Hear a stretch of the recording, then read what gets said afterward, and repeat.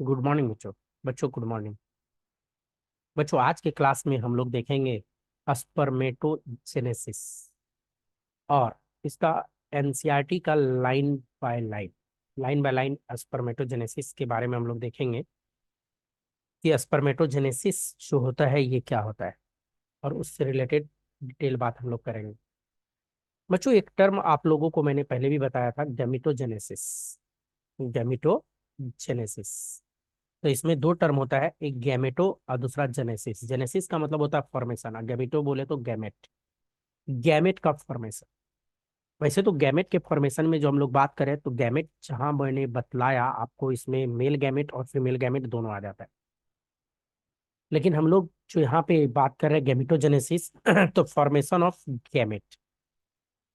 तो गैमेटोजेनेसिस में formation of gamete, और गैमेट में क्या होता है, स्पर्म भी आता है और दूसरा क्या है, ओवा। तो जो स्पर्म और ओवा का फॉर्मेशन होता है यही प्रोसेस क्या कहलाता है, गैमेटोजेनेसिस। और स्पर्म और ओवा का प्रोडक्शन जब भी होगा तो प्राइमरी सेक्स ऑर्गन के अंतर्गत होगा। बोले तो मेल में टेस्टिस जो कि प्राइमरी सेक्स ऑर्गन है, वहां पे स्पर्म का प्रोडक्शन, और फीमेल में अगर हम लोग बात करें तो ओवरी, जहाँ पे ओवा का प्रोडक्शन। तो प्राइमरी सेक्स ऑर्गन टेस्टिस में स्पर्म का प्रोडक्शन होता है, और ओवरीज की जो बात करें ये भी प्राइमरी सेक्स ऑर्गन है फीमेल का, इसमें ओवा का प्रोडक्शन होता है। गैमेटोजेनेसिस जो मेल में होता है जिसको हम लोग बोलते हैं स्पर्मेटोजेनेसिस, जिससे रिलेटेड हम लोग को बात करना है। और फीमेल में अगर गैमेटोजेनेसिस हो रहा है तो हम लोग उसको बोलते हैं oogenesis। ओवा का प्रोडक्शन क्या कहलाएगा, oogenesis। तो oogenesis तो ओवरी के अंदर होगा और स्पर्मेटोजेनेसिस टेस्टिस के अंदर होगा। तो स्पर्मेटोजेनेसिस की जो हम लोग बात करें तो स्पर्मेटोजेनेसिस और oogenesis को यहाँ पे कंपेयर किया गया है। जस्ट एक कंपेयर स्पर्मेटोजेनेसिस और ये जो आपको दिख रहा है oogenesis। तो हम लोग जो बात कर रहे हैं स्पर्मेटोजेनेसिस और oogenesis, लेकिन हम लोगों को इसी में क्या बात करना है, स्पर्मेटोजेनेसिस। देन आफ्टर हम लोग oogenesis से रिलेटेड बात करेंगे।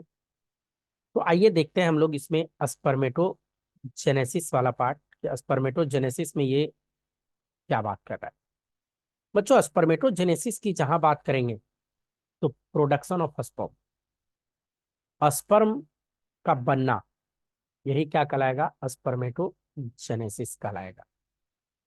स्पर्म कहाँ बनेगा, ये जो है स्पर्म कहाँ बनेगा, तो टेस्टिस के अंदर। तो in the testis the immature male germ cell, जिसको बोलते हैं spermatogonia, produce sperm by spermatogenesis that begin at puberty. Male में जो स्पर्मेटोजेनेसिस होता है तो आफ्टर प्यूबर्टी, जब तक मेल प्यूबर्टी स्टेज में ना आएगा तब तक उसका स्पर्मेटोजेनेसिस स्टार्ट नहीं होता है। प्यूबर्टी की जो बात कर रहे हैं हम लोग, अप्रॉक्स 11-12 साल के आसपास मेल का प्यूबर्टी स्टेज आएगा। तो उस कंडीशन में तभी जाके यहाँ पे क्या होगा, स्पर्मेटोजेनेसिस की बात करेंगे। तो स्पर्मेटोजेनेसिस जो होगा तो इसमें द स्पर्मेटोगोनियल सेल कहाँ पे मौजूद होगा, सेमनीफेरस टिब्यूल में। और उसी सेमनीफेरस टिब्यूल में पहले माइटोटिक डिवीजन करेगा और अपना नंबर इंक्रीज करता है।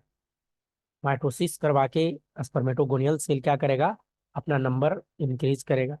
और प्रत्येक स्पर्मेटोगोनियल जो स्पर्म सेल है वो डिप्लॉइड होता है। और डिप्लॉइड कहने का मतलब उसमें क्रोमोजोम कितना है, 46 क्रोमोजोम है। 46 क्रोमोजोम में जो बात करें तो 44 आउटोजोम होगा, प्लस एक्स एंड वाई, ये सेक्स क्रोमोजोम होता है। तो यही जो 46 क्रोमोजोम है इसी में क्या होगा, कि मियोसिस होगा, तब जाके स्पर्म का प्रोडक्शन होगा। लेकिन ये कहाँ होगा, तो बच्चों मैंने आपको टेस्टिस बताया था। टेस्टिस के अंदर टेस्टिकुलर लोब्यूल होता है, और टेस्टिकुलर लोब्यूल के अंदर सेमनीफेरस टिब्यूल, और उसी सेमनीफेरस टिब्यूल के अंदर ये जो आपको रेड रेड जो गोला दिख रहा है ये किसका बता रहा हूँ, ये सेमनीफेरस टिब्यूल। इसी सेमनीफेरस टिब्यूल के अंदर क्या है, इस सार्टोली सेल ये सब मौजूद है, जर्मिनल सेल मौजूद होता है। तो some of the spermatogonial stem cells यहाँ पे जो बात करें वही डेवलप कर जाता है प्राइमरी स्पर्मेटोसाइट्स में। और यही प्राइमरी स्पर्मेटोसाइट्स में क्या होता है, मियोसिस स्टार्ट हो जाता है। तो मियोसिस जो पीरियोडिकली स्टार्ट होगा तो वही क्या करेगा, स्पर्म का प्रोडक्शन करवाएगा। तो प्राइमरी स्पर्मेटोसाइट्स की जो हम लोग बात करते हैं, कंप्लीट होगा उसमें मियोसिस फर्स्ट। और प्राइमरी जैसे मियोसिस फर्स्ट होगा तो टू इक्वल साइज का हैप्लॉइड सेल बना देगा, जिसको हम लोग बोलेंगे सेकेंडरी स्पर्मेटोसाइट्स। और इस सेकेंडरी स्पर्मेटोसाइट्स जो होता है वो हैप्लॉइड होता है, और हैप्लॉइड है तो उसमें 23rd क्रोमोसोम मौजूद होगा। 23rd क्रोमोसोम की यहाँ पे जो बात करते हैं तो 22 ऑटोसोम होगा, और एक एक्स क्रोमोसोम वाला हो सकता है, या 22+Y क्रोमोसोम वाला भी हो सकता है। तो दो तरह का स्पर्म यहाँ पे बनता है मेल में। मेल जो होता है हेट्रोगैमेटिक होता है। तो यहाँ पे जो सेकेंडरी स्पर्मेटोसाइट्स है तो उसमें फिर सेकेंड मियोटिक डिवीजन होता है। सेकेंडरी स्पर्मेटोसाइट्स में सेकेंड मियोटिक डिवीजन होगा, और सेकेंड मियोटिक डिवीजन के बाद जो हम लोग बात करेंगे, 4 या 4 इक्वल साइज हैप्लॉइड स्पर्मेटिड्स को जनरेट कर देगा ये। तो प्राइमरी स्पर्मेटोसाइट्स जो 2n है, इसी 2n में क्या होगा, प्राइमरी स्पर्मेटोसाइट्स में मियोसिस फर्स्ट, और जैसे मियोसिस फर्स्ट होगा तब जाके क्या बनेगा, सेकेंडरी स्पर्मेटोसाइट्स। और यही जो सेकेंडरी स्पर्मेटोसाइट्स होता है इसमें होता है मियोसिस सेकेंड। और जब मियोसिस सेकेंड होगा तब जाके 4 हैप्लॉइड स्पर्मेटिड्स आपको देखने को मिलेगा। तो स्पर्मेटोजेनेसिस की जो बात कर रहे हैं हम लोग, तो स्टेप बाय स्टेप हम लोग इसमें देखेंगे बच्चों। तो बच्चों स्पर्मेटोजेनेसिस की जो अभी अभी मैंने बात किया, जरा सा इसको मैं अगर समराइज फॉर्म में बताऊं तो आपको क्या होगा कि यहाँ पे सबसे पहले क्या बतलाया जा रहा है कि स्पर्मेटोगोनिया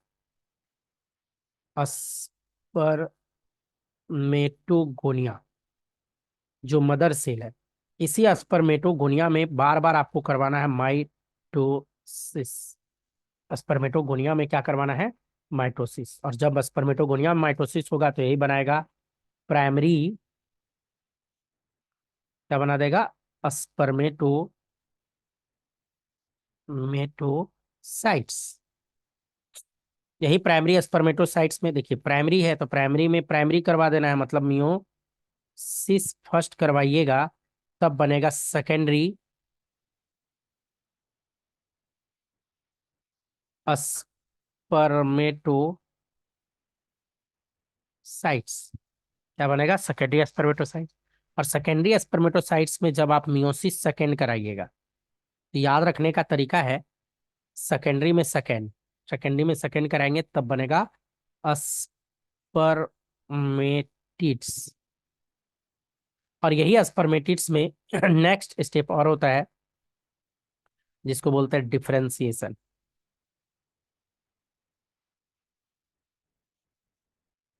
डिफरेंशिएशन जब करवाइएगा तो बनेगा स्पर्मेटोजोआ, मेटोजोआ। तब जाके स्पर्म की हम लोग बात करते हैं, स्पर्मेटोजोआ की बात करेंगे। मतलब बारी बारी से यहाँ पे करवाना होगा। तो यही जो स्पर्मेटोजेनेसिस का जो स्टेप आपको दिख रहा है, तो स्पर्मेटिड्स सबसे पहले यहाँ पे क्या है, स्पर्मेटिड्स की हम लोग बात कर रहे हैं। यही स्पर्मेटिड्स से फिर धीरे धीरे क्या होगा कि आपको मियोसिस माइटोसिस फर्स्ट करना पड़ेगा, पहले तो माइटोसिस करवाना पड़ेगा। तो माइटोसिस जो कराएंगे तो स्पर्मेटोगोनियल सेल में हम लोग को कराना पड़ता है, तो प्राइमरी स्पर्मेटोसाइट्स बनता है। नहीं, तो यहाँ पे स्टेप बाय स्टेप यहाँ पे जो आपको दिखा रहा है ये स्पर्मेटोजेनेसिस को दिखा रहा है। तो स्पर्मियोजेनेसिस यहाँ पे जो लास्ट स्टेप है, लास्ट स्टेप बोले तो स्पर्मेटिड से स्पर्मेटोजोआ का फॉर्मेशन। तो स्पर्मेटिड से जो स्पर्मेटोजोआ का फॉर्मेशन होता है, इसमें देखिए स्पर्मेटिड जब था तो गोल्जी कॉम्प्लेक्स ये सब था, एक्रोसोमल वेजाइकल आपको दिखा रहा है, स्पर्मेटिड न्यूक्लियस दिखा रहा है। तो ये तो हैप्लॉइड हो चुका है, ये तो हैप्लॉइड हो जाता है मियोसिस फर्स्ट में ही। धीरे धीरे इसका सेंट्रियोल सब जो यहाँ पे दिख रहा है, तो सेंट्रियोल एक जगह आके कंसंट्रेट होगा न्यूक्लियस के पास, और वही सेंट्रियोल में डिस्टल वाला टेल बना देगा, फ्लैजिलम जिसको हम लोग बोल रहे हैं। नहीं, बेसल बॉडी हो जाता है, माइटोकॉन्ड्रिया सब यहाँ पे रह जाता है, और जो फालतू का चीज सब है, एक्सेस साइटोप्लाज्म, इस सबको कहिए कि कट के हटा दिया जाता है। तो स्पर्मियोजेनेसिस कहलाता है। तो spermatids are transform into spermatozoa by the process of spermiogenesis. पूछा हुआ क्वेश्चन है ऑल इंडिया पीएमटी का, कि जो स्पर्मेटिड्स है, जो स्पर्मेटिड्स बना है, तो स्पर्मेटिड्स कैसे बना है, तो आफ्टर सेकेंड मियोसिस, या यूं कहे कि मियोसिस कंप्लीट होने के बाद, तब उसी में डिफरेंशिएशन जो होता है तो वो क्या कहलाता है, स्पर्मियोजेनेसिस की हम लोग बात करते हैं। After spermiogenesis sperm head become embedded into the Sertoli cell. Spermiogenesis के बाद क्या हो जाएगा, सार्टोली सेल में चला जाएगा, नहीं, और ये रिलीज होगा सेमनीफेरस टिब्यूल में bye the process of spermiation. मैंने क्या बताया कि जो आफ्टर स्पर्मियोजेनेसिस जो होगा, तो स्पर्मियोजेनेसिस जैसे होगा तो जो हैप्लॉइड स्पर्म है तो उसको कहिए एक तरह से छिपा लेता है, इम्बेडेड कर लेता है, छिपा के रखता है, कौन, सार्टोली सेल। हमारा जो सार्टोली सेल है वो एक तो प्रोटेक्शन भी देता है और दूसरा क्या करेगा, नरिशमेंट का भी काम करेगा। तो यही है सार्टोली सेल। और जो स्पर्म बना तो स्पर्म का हेड में न्यूक्लियस सेप्लॉइड वाला है, तो ये इसमें डिप हो जाता है, स्पर्म वाला जो सेल है ये इसमें डिप हो जाएगा और फाइनली डिप रहेगा, इसको प्रोटेक्शन भी मिलेगा।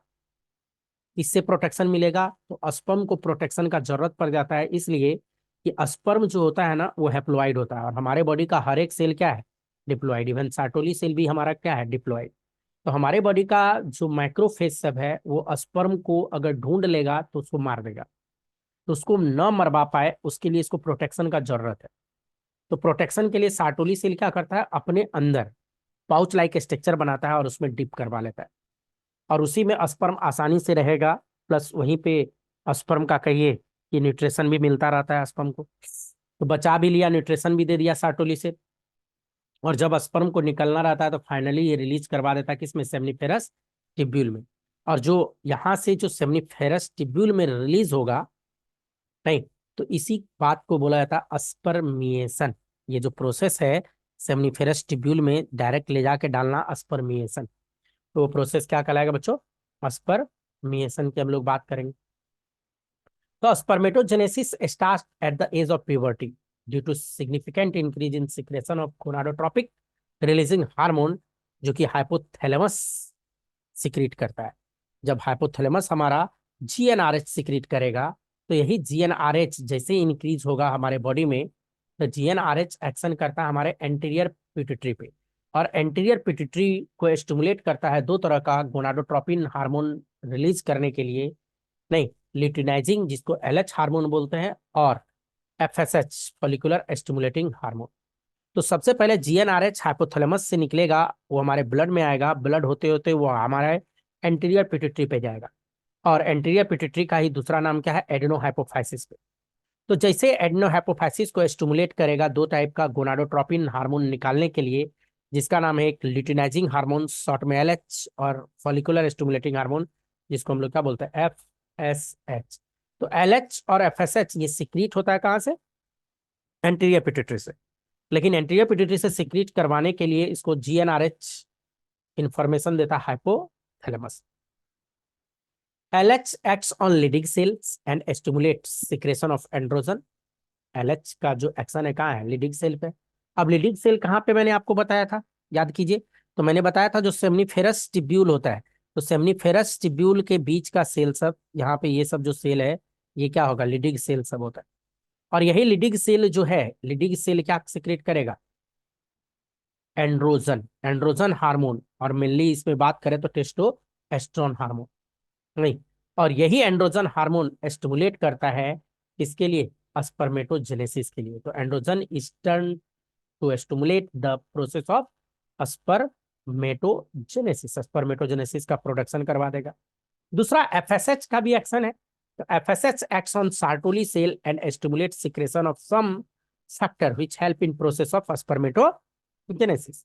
तो एफएसएच सार्टोली सेल पे एक्शन करता है और ये भी क्या करवाएगा, स्पर्मेटोजेनेसिस करवाने में हेल्पफुल होता है बच्चों।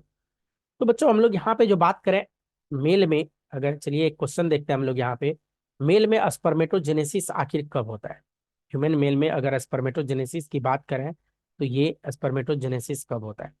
तो मेल में spermatogenesis occurs at foetal stage, embryonic stage, puberty, both foetal and embryonic stage. तो आंसर आपको अच्छे से पता है, प्यूबर्टी स्टेज में आंसर जाएगा।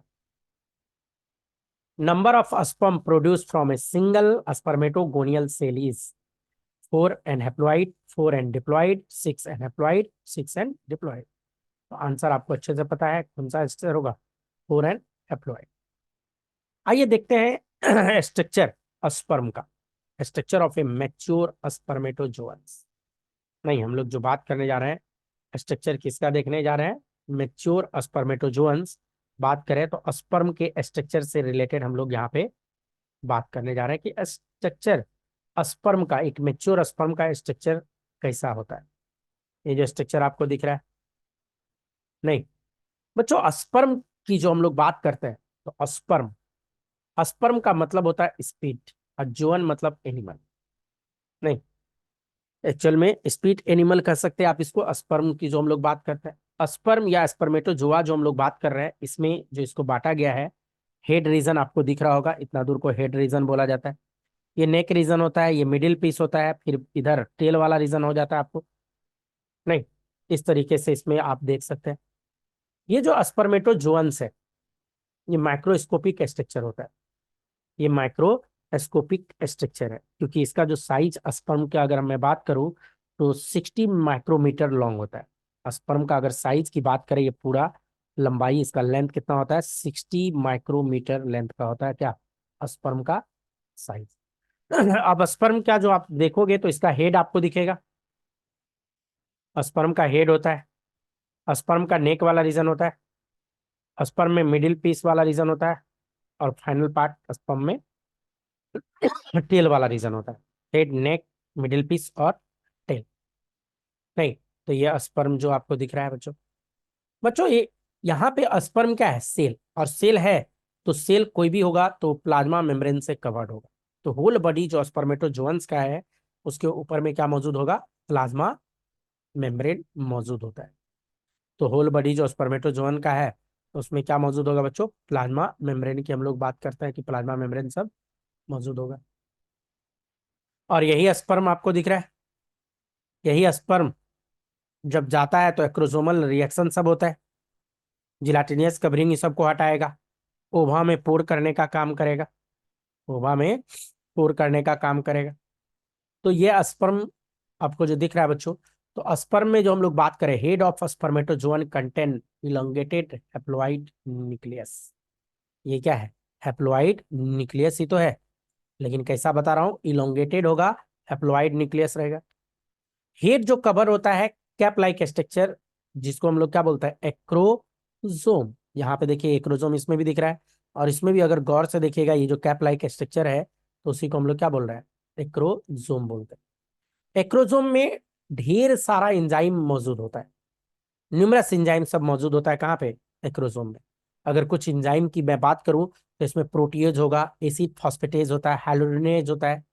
ये हेल्प करता है फर्टिलाइजेशन ऑफ द ओवा। नहीं, फर्टिलाइज जो ओवा को करेगा उसमें ये हेल्प करता है। एक तरह से कहिए पेंट्रिएशन, ओवा के वाल में जो छेद करेगा, इसी सब इंजाइम जो प्रोटीएज है, एसिड फॉस्फेटेज है, हाइड्रोजनेज है, ये सब क्या करेगा कि ओवा के मेम्ब्रेन में छेद करने का काम करेगा, ताकि ताकि स्पर्म के हेड पे जो न्यूक्लियस है वो आसानी से अंदर जा पाए। नहीं, आसानी से ताकि अंदर जा पाए, तो एक्रोजोमल रिएक्शन यहाँ पे बोलता है।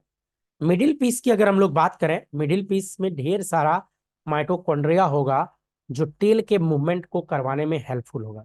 मिडिल पीस में ढेर सारा माइटोकॉन्ड्रिया होगा जो टेल का मूवमेंट कराएगा। स्पर्म मोबिलिटी की जो बात करें, एसेंशियल होता है किसके लिए, फर्टिलाइजेशन के लिए।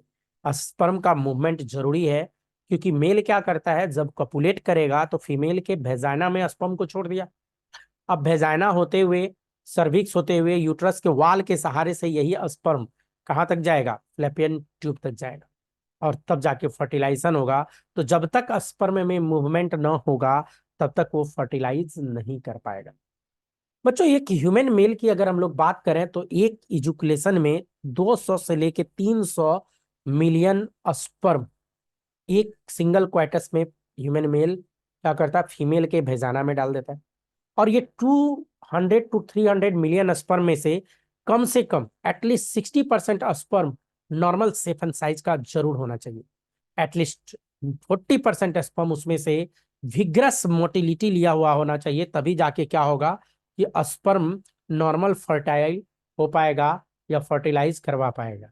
नहीं, तो कम से कम 60% स्पर्म क्या होना चाहिए, नॉर्मल सेफ एंड साइज का होना चाहिए, और उसमें से 40% विग्रस मोटिलिटी लिया हुआ होना चाहिए।